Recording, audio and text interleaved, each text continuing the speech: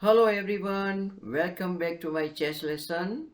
Last week we covered board setup, piece movement, check, checkmate and piece values. And today we are going to cover stalemate, en passant and castling. Firstly, we're going to look at a stalemate.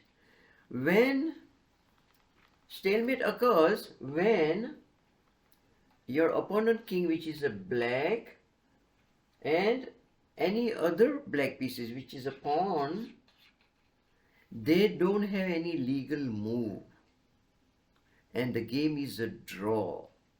As you can see, the black king is not in a check and he has no legal move. The white queen is covering g8, g7, h7. So it is a draw. Now we will look at a very special move called en passant. And en passant is a French word, means in passing. So what happens in the game is the black pawn on his first turn move 2 squares forward and lands next to the white pawn. And the white pawn on his very first turn captures diagonally the black pawn as if it moved only one square up. Now, it's very important to note that en passant takes place between the two pawns only, and it takes place for white on the 5th rank and for the black on the 4th rank. Now we are going to talk about a very special move called castling to protect our king, and it is very important that we do castling early in the game. So what happens in the game is king and rook, they both move on the same turn, and this is the only time the king is allowed to move 2 space to the right and 2 space to the left, and rook is allowed to jump next to the king. So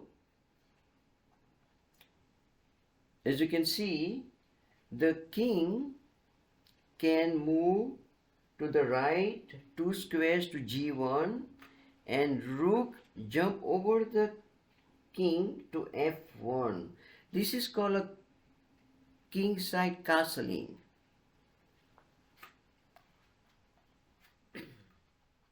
And rook can also, the king can also move to the left 2 squares to c1, and the rook is allowed to jump and lands next to the king on d1, and this is called queenside castling.